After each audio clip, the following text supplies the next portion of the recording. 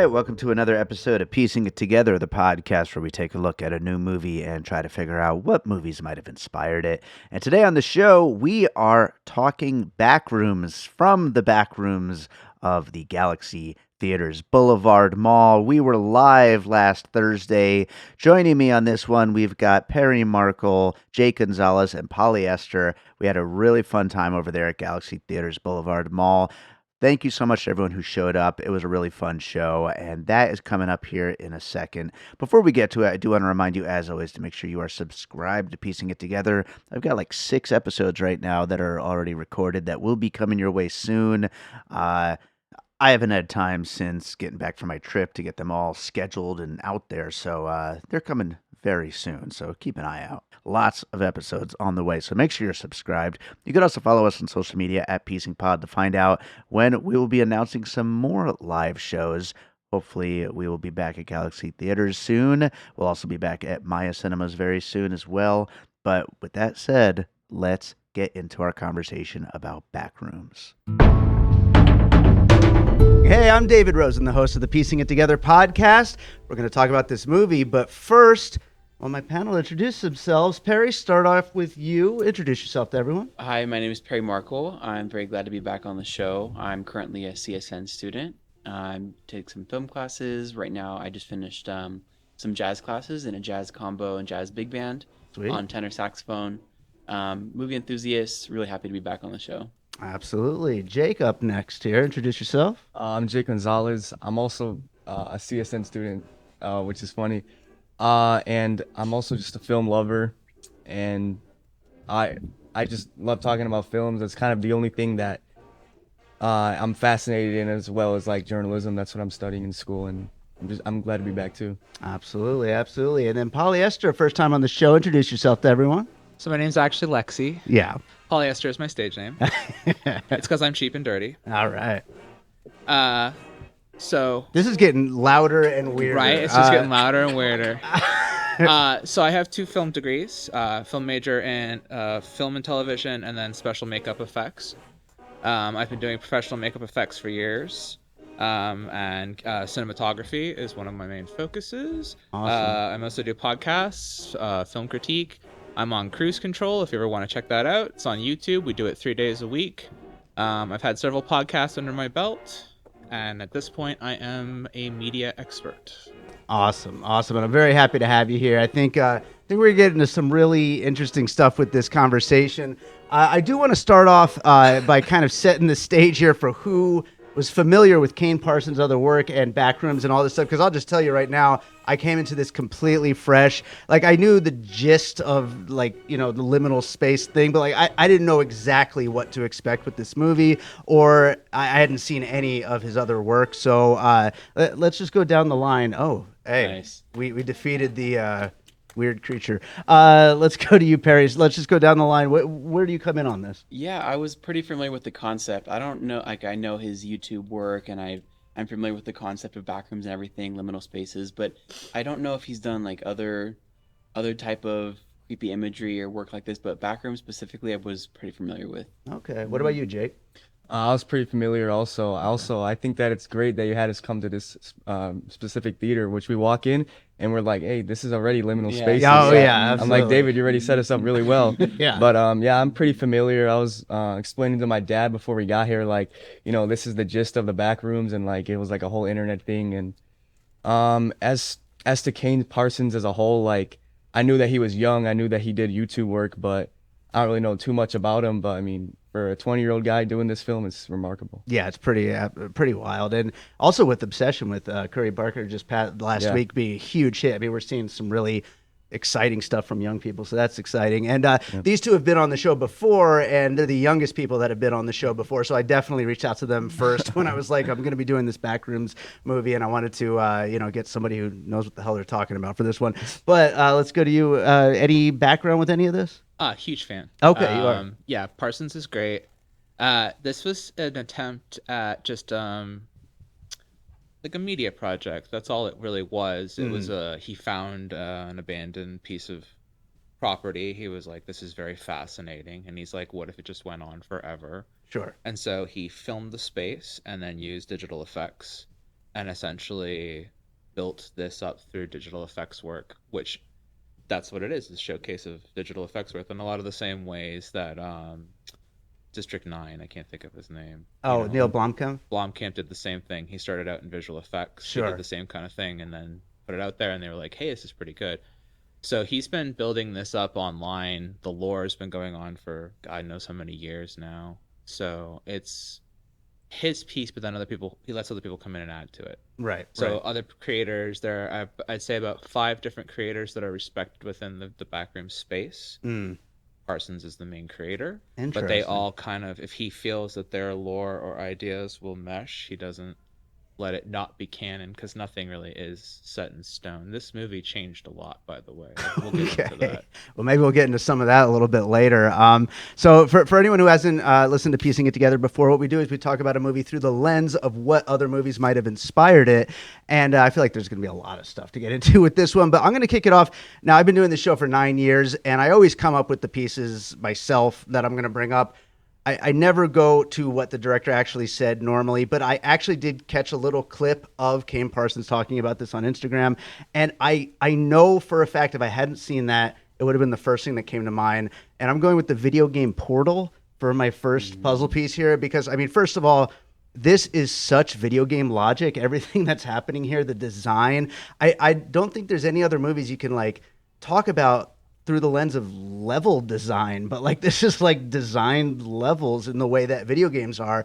And I remember like, you know, I'm older than you two, and like back in like the days of like Doom and stuff like that, like there would be like level editors and we'd make our own levels and just make them as freaking weird as we can make them, and then go run around and get lost in them, and people would trade maps and all that kind of stuff. And I feel like this kid grew up with that stuff, with these weird designed levels. And Portal, if anyone hasn't played it, you wake up in this weird space. Everything is off. Like it's strange. Nothing really makes sense. And you have this portal gun that lets you go through walls and fly through and all this stuff. And we really only get that going through the one wall. But that being said, like there's just kind of this logic to it all that doesn't make sense in a logical sense. But in the world of video games, you can kind of do whatever the hell you want. And he's taking that idea and taking it into movies, and it seems pretty clear that it's a big influence for him. Any of you fans of that game series? I loved those when they came out. Big fan over there? Yeah.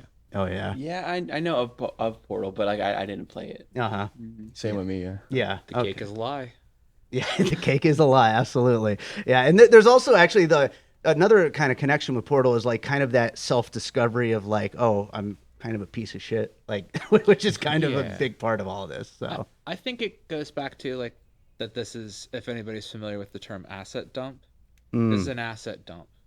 This is like, imagine if reality had asset dumps. That, you know, that place where all the creator of the world dumps all the furniture models and all that stuff, right? And then when you break the code and you go into the asset dump, that's what the Backrooms is. So essentially, like, you're glitching the universe and ending up in the creator's asset dump. That's what the Backrooms is essentially supposed to be. So there's a lot of that video game influence. I love that line in this movie where she says, "You are your brain, you dipshit." Like, I feel like that's the central conceit of this movie. Is like, this is all Kane Parsons spilling everything in his head out onto a screen. But anyway, Portal. Let's move on to some more. What do you got, Perry? Well, my first one that I thought of was actually Skinamarink. Okay. So it's a slow burn of a movie, but visually lots of very similar images, especially when it comes to like missing doors and windows. And in Skinamarink, like the doors and windows are literally like blinking in and out of the walls. And here there's total rooms where I love when it showed the rooms repeating layer by layer, how like it starts off in like what she initially remembered her house being like, and as it goes down the layers, it's almost like AI repeating itself. If you ask like an AI image to repeat itself, it starts to slowly like obscure. Yeah, it hallucinates each time. Yeah. It remembers some stuff, but as it goes along, it's starting to change and really make these things super obscure. So yeah, Skinamarink definitely plays on like obscure doors and windows missing.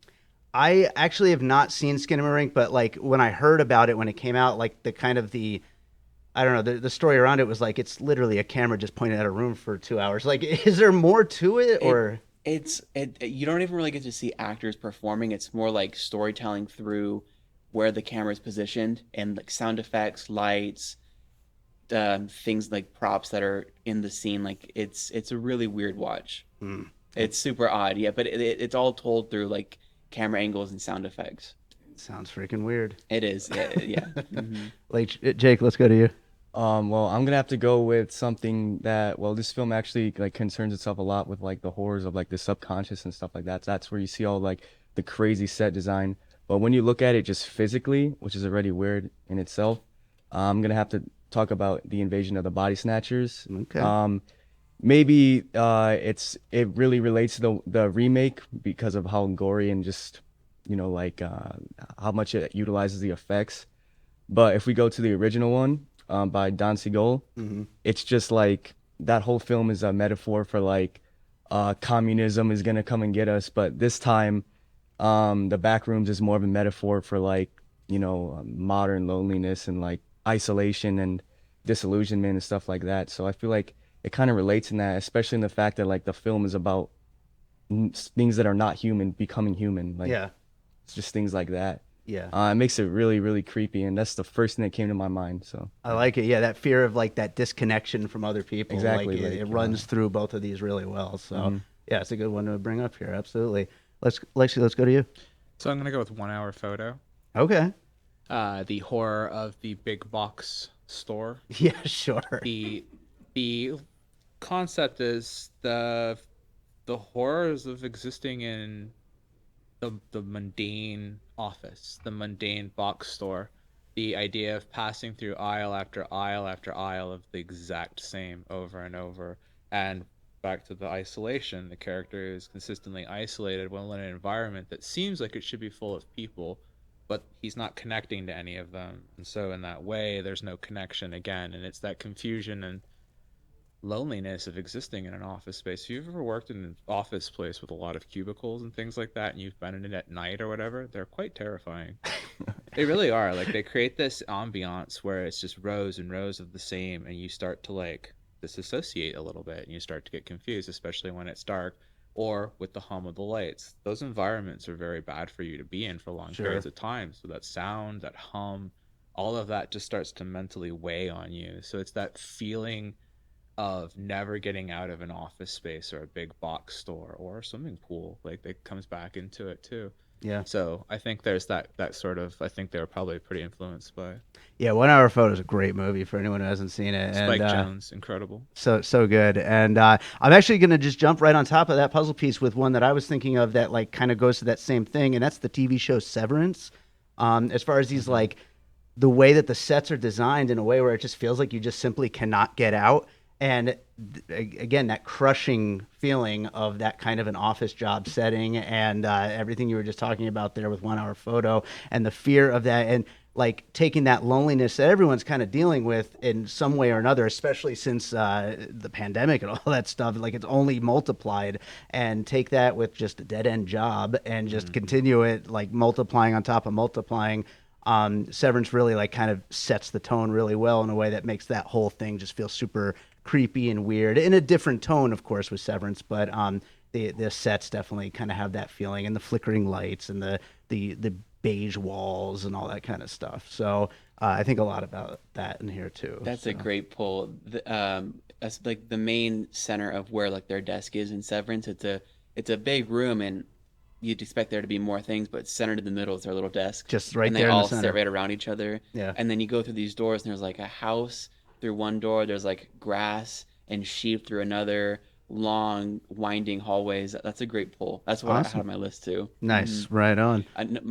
So my next one would be Beetlejuice. Yeah, with the door. Yeah, marking the chalk on the door, Yeah. tape on the door, and then going to another world where all these like creatures are abstract, obscure looking beings now.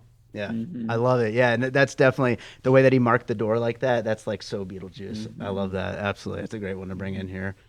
Jake, let's go to you. Just a quick one is, since you're talking about marking the door, I want to say like Pan's Labyrinth. Yeah, But that's that not my works, actual puzzle piece. Sorry, Sure. sorry for just throwing one in. No, that's But cool. what I was thinking of is The Thing, which is another body horror pull. Sure. And the reason why I say that is because we see this atmosphere that's like trying to replicate itself to like the real world, and we see like things that are stuck in the floors, which is like, yeah, it's video game graphics, like it's glitches and stuff. But the way I see it is like it can't perfect itself yet. It's kind of how like when we see that dog monster, like it's, you know, it's not a dog, it's like a bunch of dogs' heads connect in each other. I'm talking about the Thing. Yeah. But like I totally just thought the Thing immediately, just because of that weird atmosphere that like even when the credits roll, we still don't understand what the hell we just watched, but we have a really good gist of it, and it's enough for it to be cohesive and be like, okay, that was pretty cool. It leaves a lot of things unanswered, and I feel like that's one of the best things a horror film like this needs to do. Yeah. Well, also, you know, back to your Pan's Labyrinth, you got the double eyes and all that kind of stuff, which is super just off-putting. But no, to your thing, I'll throw a little extra puzzle piece. Hopefully, I'm not stealing one from anybody, but it goes along with your thing here, and that's Annihilation from Alex Garland. I was thinking that too. Yeah. Yeah, which is totally like Trying to inspired replicate itself. hugely by the Thing. I think it's like a total take on it. And Annihilation, actually, the first episode of piecing it together, by the way. But yeah, as far as like this place where everything is just distorted and weird and just and what the hell did I just watch exactly? But like, you know, there's stuff going on there. So yeah, absolutely. It lingers in your mind. You don't really know what you're watching, but you know you liked it. You know? There you go. Lexi, let's go to you. Blair Witch Project. Yes, absolutely. It's very clear the inspirations that come from Blair Witch in this. When this first started, like when we were dealing with the yellow suit, getting away from whatever it's getting away from, it was very reminiscent of when I was a kid and saw Blair Witch in the theater for the first time in '99. It had that like ambiance about it, that kind of almost sickening feeling when you were watching it. Blair Witch is one of the greatest found footage horror films ever made, and probably one of the greatest films ever made, if you want to be honest. When you think of the budget of it compared to what we get on screen, this is another example of small independent directors who made it big. $200,000 on a film that made $200 million. That is, when they talk about Avatar is bullshit. Listen to me. The highest grossing film ever made is The Blair Witch Project, and I am not full of crap on this. I'm dead serious. When you study the numbers, that's how you make money, Hollywood. $200,000, $200 million. Yeah. Just remember those numbers. So this Blair Witch was incredibly important because it used two different mediums. So the multi-use camera was unique to it, where it used the VHS combined with the analog film use. That was a rare thing, and further analog, or not analog, but found footage horrors don't typically do that. They all kind of use the same kind of camera or one sort of fixed camera to kind of have cohesion. And real people, if they're shooting with different cameras, will never have the same camera structure. Whatever you're shooting with on your phone is never going to look like someone else's phone. So this stuff is great in the fact that every camera looked different. Everything kind of came back in its own way. Whatever they were using in the moment, there was no... I do think, though, that they could have done a better job with that, and I would have liked to have seen more of the found footage camera stuff, because that's what Backrooms is. The horror of Backrooms is this company keeps finding people dead with these cameras. And so I was hoping to see more of what they've been presenting online into this. They kind of took things in a different direction than I was expecting. But yeah, the utilization of multiple different cameras, and remember, this occurs through a long period of time. So the cameras all come from different time periods and all that kind of stuff. This particular film seems to have taken place in the 90s. Yeah, I think it said 1990 at one point. Yeah. So it seems to be somewhere in the middle of things. I've seen pieces from this Backrooms online that come from the 80s. I've seen stuff come from the 2000s. So camera footage is always swapping and shifting. And once again, that goes back to his desire to use different filters and different techniques to show what he can do as a digital artist, not necessarily just to... This is interesting to see someone flesh out like something that's not really an idea into an idea, because it's becoming a franchise, and it wasn't really in anything. It was just an idea. Yeah. Like you said earlier, it's like kind of like almost like testing these kind of ideas and stuff like that through a channel. And here we are with a movie that's probably going to be #1 at the box office and probably going to be a huge freaking hit. Gen Z is going to love this. Yeah, absolutely. It's going to do huge. And I think like Blair Witch is such a great comparison to this, because like I do wonder how, if this is a huge hit, like how we're going to be talking about this movie in 10, 20 years or whatever, if it's going to kind of have that kind of staying power like Blair Witch has, which, yeah, I mean, there's no way to talk about the last 30 years of movies without talking about that as one of the big, like, surprise successes of what And it's the same thing. people who watched Blair Witch went, I could do that.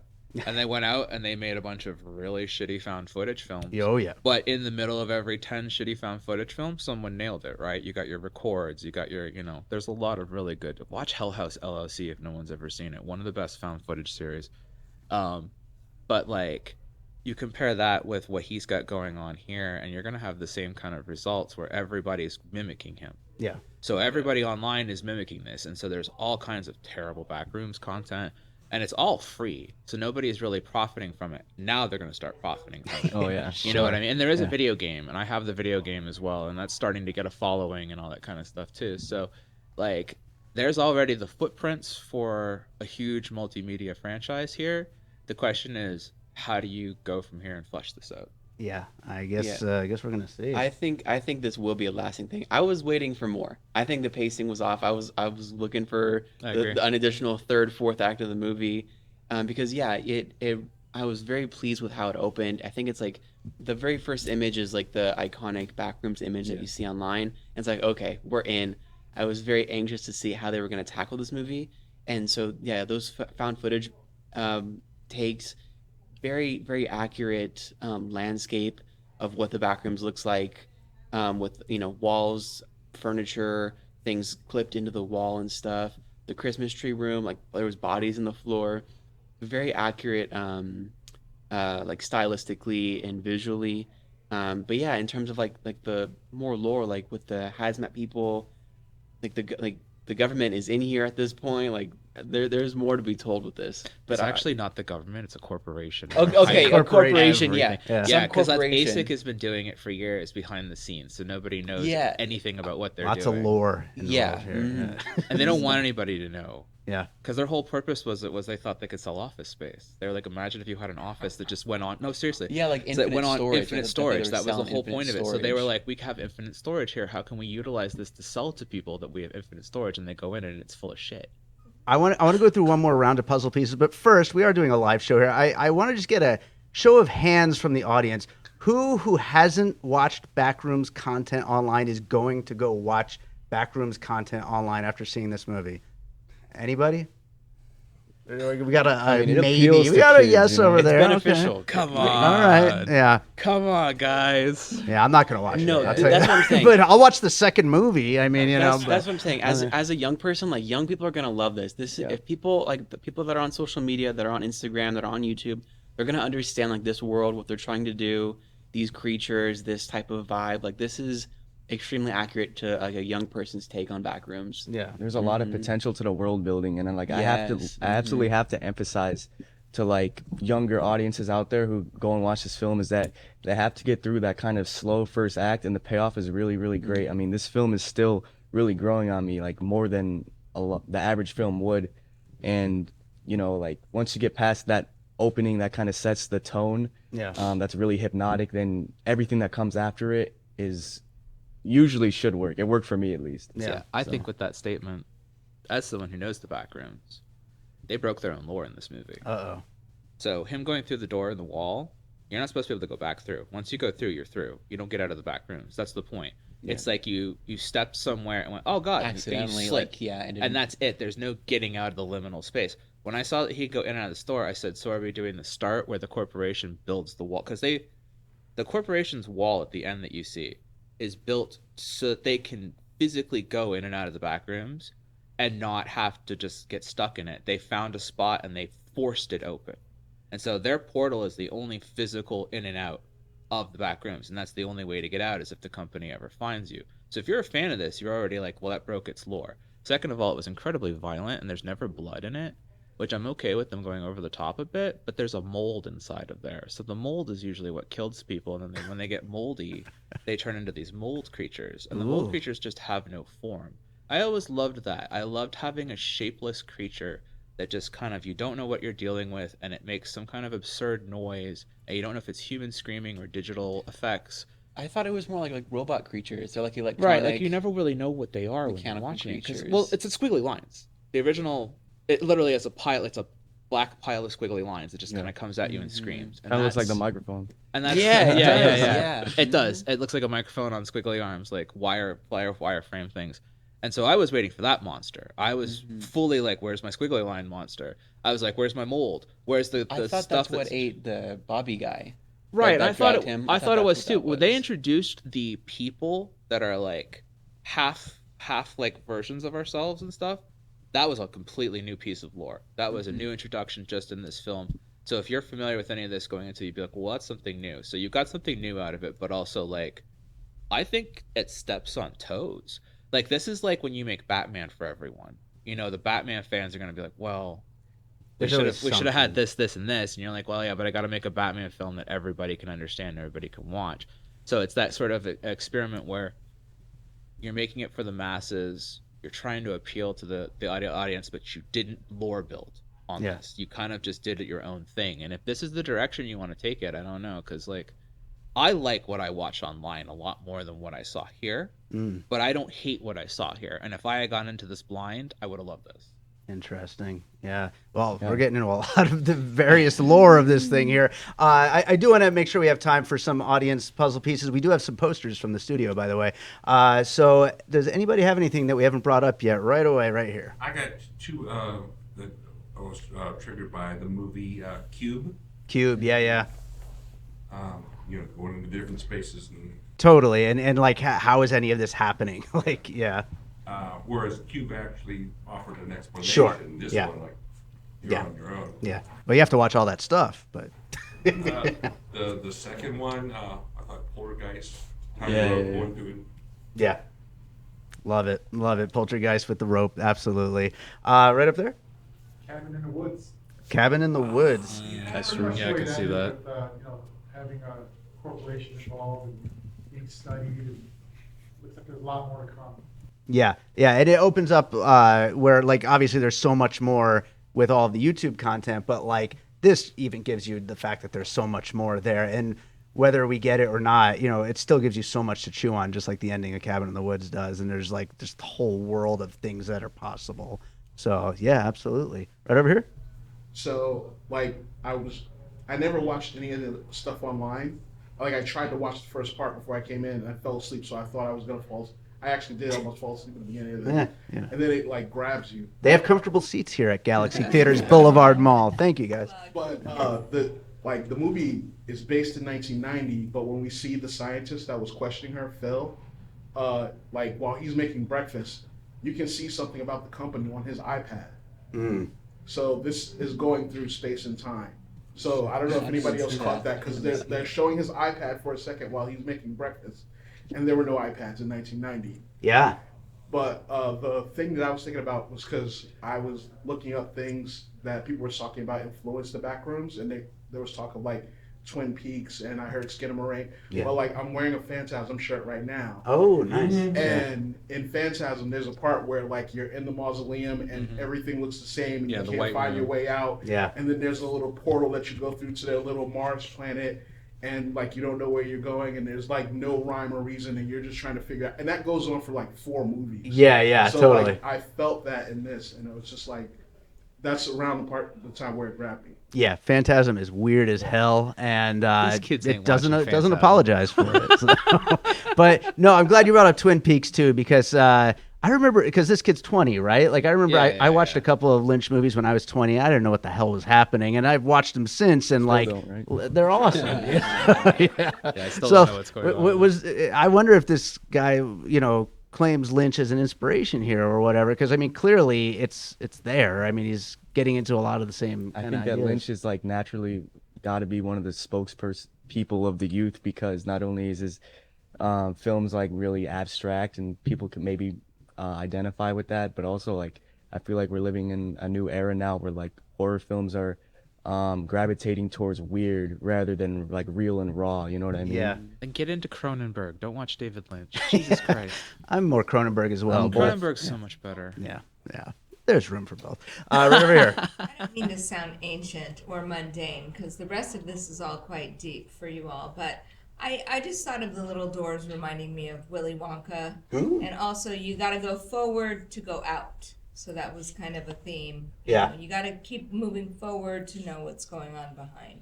And Willy Wonka, a movie you could call level design, like a video game almost. Cause Yeah, each when they room, crowd you know? into the small room and Yeah. they have to go through the little door. Yeah, it's all like You different know, levels. to David, get I stuck in. don't mean to like to insult this film because I think that this film is so much better. Maybe you guys disagree. This could be awful, but like I feel like the ultimate puzzle piece is Stranger Things. Oh, I was no. gonna say Like, that. yeah. That was my next thing. Well, I'm I sorry, checked I'm out sorry. after the first season, so you guys can enlighten Well, me. no, So- the first season. It goes to shit. There's checked a out portal in the during the walls. first season, but yeah. No, You don't there see was it? a portal in the wall. Yes, there? that's so. Oh, good. the hazmat wall, suits, yeah. Yes. the There's a rift in the universe wall that because nobody they have to understands open it. still. fair. Mm-hmm. Ah, these Yes. kids and their Stranger Things. Yes. At least That's they brought literally what I was cassette gonna tapes say. back. Right over here. Secret Mall Apartment, Oh, that is which yeah. is a documentary about this group of artists kind of finding a crawl space in a mall. So you have this huge corporate structure, Yeah. and this unused space, and then they're like, "What if we lived here?" And they did successfully for I think about a year. And they hauled furniture. So like it was funny because like seeing the random bits of furniture going in and out. I was like, oh yeah, what a great use of corporate space. That's a great one. And for anyone who hasn't seen Secret Mall Apartment, it's freaking weird and it's awesome and it's like really, really unique. And like, yeah, the idea that, I don't know, just stuff can happen in these empty spaces and there's. And it's true. It's a real story. Yeah. Absolutely. No, great one there. Right here, we got I one just more. want to add to that. We're in a city with tons and tons of hidden spaces. I mean, I've been through a lot of the casinos. I used to be an entertainment reporter. Yeah. And there are actual full theaters hidden behind walls in the casinos. Yeah. Cool. And it's just, what you see is only a fraction of it. There was one time I was taken into the bowels of the Mirage, and it's an entire city under there. And it's just one hotel. I wasn't gonna do this, but I guess I will real quick. When we bought my house that I live in, there's like a 2-car garage and then a third garage door. And when we bought the house, we thought that garage door was for show. And the realtor said, yeah, no, there's not another garage. There's nothing there. It's just, for design of the house. And we found out a year later, we found out that the math wasn't mathing, the geometry wasn't geometry. There was a entire third garage there, and there was stuff in there too. So yeah, super weird story. I'll show you pictures sometime. Anyway, let's get into some closing thoughts here. Perry, anything else you want to mention here? Yeah. Like I said, right from the jump, I was really happy, especially with the found footage moments. The story of Clark and Mary. It's like, okay, you have to like add characters to make your movie. Like, okay, that's fine. They're not, central like lore building characters towards the Backrooms. I really wish they would have touched more on the hazmat people, the creatures, really exploring more spaces. But probably my favorite part of the movie was right when Bobby gets killed and the camera pulls them both down in there, and then just chaos ensues. And that chase scene, literally, I was on the edge of my seat. I know, it's gonna be a jump scare and you're anticipating it, but for me personally, those moments of like POV first person kind of being chased, getting trapped in rooms you can't escape, and the dread anticipation of facing these creatures, and I'm really glad they showed more than just like the office space back rooms. They showed like those like the pool rooms and the water rooms, which like online, if you've seen like like nostalgia core, like dream core on social media, it's very full of that, like places that seem familiar and like you might have seen it at like a childhood age, and as you get older it's like it's very fuzzy and things are distorted. So I really liked it visually. I was like I said, waiting for more at the end. I thought that was a poor ending personally. I thought it was like visually cool, they made it all distorted, but I agree. I just they really could have gone into more lore wise. I agree. Yeah. 100%. What about you, Jake? I guess I disagree, and I also agree in a lot of ways, because I mean this film is like just completely out there, and to people that are like really into the lore and all that and know about all this like previous content that was put out there, I always go back to Stephen King's It. I mean, I read It, the book. It's so much different than the film, but like you can't make the book and the film be completely the same. It's a whole different thing that you're working with here. So when you're talking about a 10-minute original video or whatever it was, and all this these videos out there, and it's so much more different than the film. So it has to go by a different framework. And I feel like this film overall, just as being a standalone film, is a success. And I think that it was a really ambitious first film, hands down. I mean, that's kind of like out of the picture. Everyone already knows that. So then we got to look into just the fact that Backrooms is, you know, it really had a lot on its shoulder. It had to appeal to young people. And that's where we get that first act that kind of takes a long time to get into it. But once you're in, you're in. So hopefully the younger audiences can get through that, and you know, and then it has to appeal to older people that are like, okay, let's see a crazy horror film. Yeah. And I feel like that's really where it delivers. But I mean, there's going to be parts, especially in the middle, where Gen Z's like, you know, on the edge of their seat. So overall, I'm liking it. I really like that ending. I like how it ended on that last shot where, you know, you can think of multiple things. You can think one thing, you can think another thing, but it doesn't matter. It's all up to your own perception.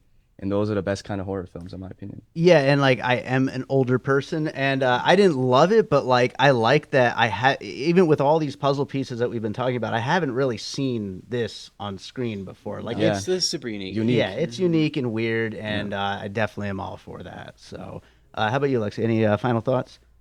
I may throw one more piece at you. Sure. If anybody's familiar with Channel Zero, it was a 3 like limited series TV series that they did based on creepypastas. Oh, And it was one of the best pieces of media I've ever seen. And there was a lot of similarities I found in this to Channel Zero in particular. That was one I really found a lot of like crossover with. I think that, you know, Gen Z, like you guys are Gen Z, so I can't necessarily say I'm representing you, but like they like YouTube. They're like, I live with some kids. They don't do anything that go on YouTube. The mom can't get them to watch movies or anything. And so when you say, well, maybe we'll ignore the lore, I think they won't ignore it. I think that's what, because Yeah, they won't. their main diet is YouTube. Yeah. And so this content is, and it's free. So there's a large base of people who are going into this with a pre-existing fan base. I think that this is a film that would draw the particular fan base. And I know that this was in production hell for a while.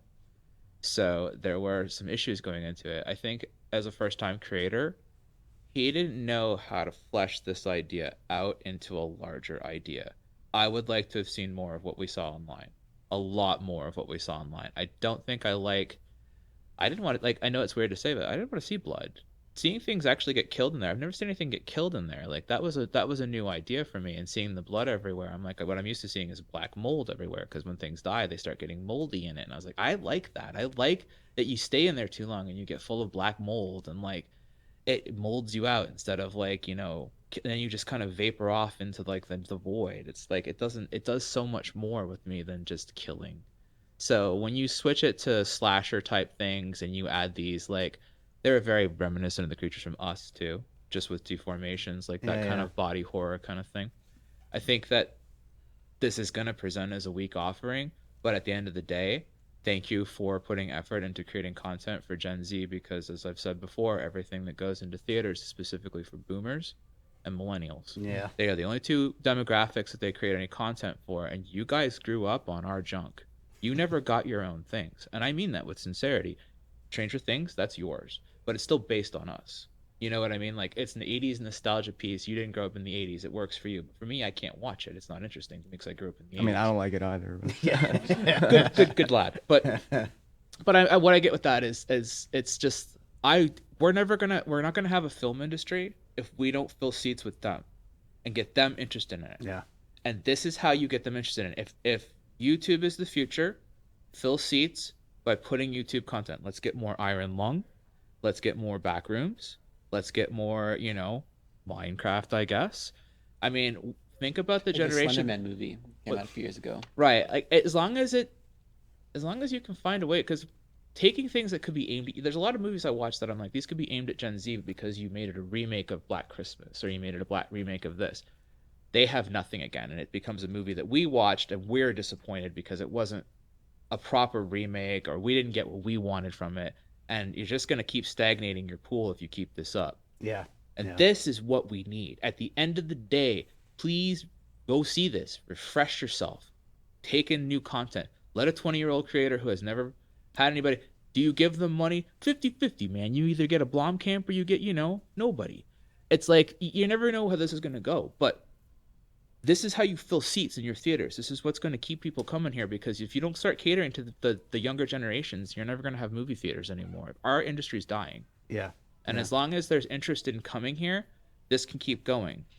We can't keep it alive by just watching stuff on YouTube. So it has to grow. It has to become something. 100%. And not to bring it back around to Obsession and Curry Barker, but that's another movie that I think speaks specifically to Gen Z anxieties. And so I think it is another movie that is in the right realm of what we need to see to get people out. And look, it's getting people out. And hopefully this does too. A24 is filling the seats for Gen Z. Gen Yeah. Z is Yeah. there. That is their company. Yeah. That then you should think about what they're creating. They're creating original content. Doesn't have anything pre-existing attached to it. Is it original content? That's not the point. It's that it's his own thing. You can make a slasher. You can make 50 billion slashers, but if you keep making Jason, that's lame. But if you make one for each generation, then they have their own slasher. You generationally grow things. Yeah. It's not about coming up with new ideas. It's coming up with the same idea for a new generation. How do you do that? Not to end this on a downer, but Curry Barker just signed on to make a Texas Chainsaw Massacre. So let's get into some plugs. Perry, where can people find you and everything you're up to? Very quickly, I do have to add one more. I have to say that being John Malkovich. That was on my list too, yeah. You know, behind a little filing cabinet, going into somebody's head. And then also another Charlie Kaufman, Anomalisa. Oh, yeah. It's the animated one. You know, things seem normal, but as you start to dive deeper into things, they become weird and fake. I don't want to spoil it, but yeah, those two, being Love John it. Malkovich and Anomalisa. But for me, you can find me on Instagram at PerryLex13. And yeah, I post on there sometimes. Awesome. How about you, Jake? What are you up to? I mean, to be completely honest, I'm not really active on any social medias, as you know, but I do have a YouTube channel, Speaking on Flicks, where I'll occasionally post like an edit on a film or something, or just talk about films or do an unboxing. But that's pretty much where you'll find me. Sorry, but I also do Letterboxd, where I'm really consistent on there, constantly writing reviews at just J Gonzalez. Awesome. How about you, Lexi? Poly_EYSTHER, and you put that in and you'll find me on pretty much any social media platform. Please watch Cruise Control Monday through Friday. I am a regular on there. Check that out on YouTube. It's spelled with a K, Kruse.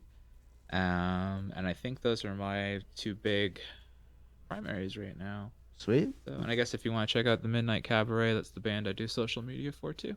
Awesome. Right on. Well, we will be announcing very soon that we'll be back at Maya Cinemas for Disclosure Day next month. And then hopefully we'll be back here at Galaxy. If you enjoyed the show, make sure to tell them that you're enjoying these. Hoping to book some more soon. But that is today's show. Thank you, everybody, so much for being here. Go see Backrooms. Yes. Hi, this is Wax Trax Records here on 2909 South Decatur. We buy all your old 45s, your old albums, any type of music memorabilia. Also, we sell music memorabilia, albums, CDs, and a lot. Come on down to Wax Trax, 2909 South Decatur, or give me a call at 702-362-4300. Thank you very much. I should have warned you all about that noise in the background at the beginning of the episode. I almost forgot to mention it. But hey, that's what happens when you do these things live. You never know what's going to happen. Anyway, thank you so much for Galaxy Theatres for having us out over there at Boulevard Mall. Thank you to Jake Gonzalez, Poly Eysther, and Perry Markle for joining me on that one. Thank you to everyone who showed up to Galaxy Theatres Boulevard Mall. And thank you to you for listening. I hope you enjoyed that episode of Piecing It Together. If you enjoy the show, make sure you're subscribed. Also, you can always drop us a 5-star rating and review on Apple Podcasts. It helps get more people to check out the show. Also, tell these theaters that you love seeing these live shows from Piecing It Together. It's so fun to do these with an audience and to get out there and celebrate movie theaters, and that's what we're all about here. So, let the theaters know that you're enjoying these. That way, hopefully, we'll be able to continue doing more of them. And, we got a lot of other stuff coming your way, so make sure you're subscribed. at Piecing Pod on all the socials. There's also a mailing list on our piecingpod.com website. There's also the Patreon where you can get exclusive early access to episodes, video versions of some episodes, including this one, and a whole bunch more. So check it out at patreon.com/bydavidrosen. And with that said, let's close this out with a piece of music like I always do. And let's see, what should I play? Something good and creepy to go along with this one. Let's see. I'm going to be releasing another soundtrack album next month, but I'm not going to play something from that, although do keep an eye out because there will be a new album released from me for a soundtrack coming up next month. But I'm going to go to another soundtrack of mine, which is a straight-up horror film soundtrack called The Dissection Table, and play a piece from that. I think that'll be a good fit for a movie like Backrooms. So let's go with the track Nothing Left, which was kind of like a bonus track for this soundtrack. I took a whole bunch of the kind of instruments that I had used for the score itself and just created one more piece just as like a little bonus track for the album. So yeah, that's what I'm going to play. Nothing Left from The Dissection Table. Hope you enjoy it. We'll be back with more Piecing It Together real soon.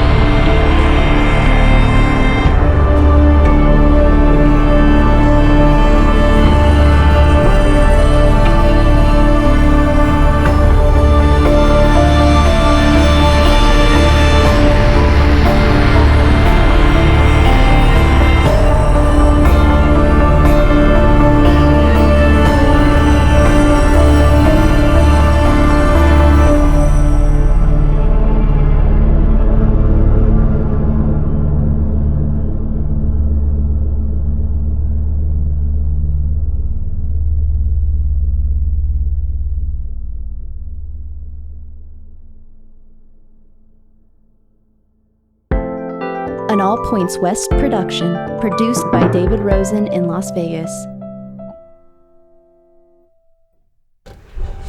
It's exciting. How weird would it be if I walked back in and you were all gone? Oh my god, that would be a nightmare. Or melted into the walls upside down.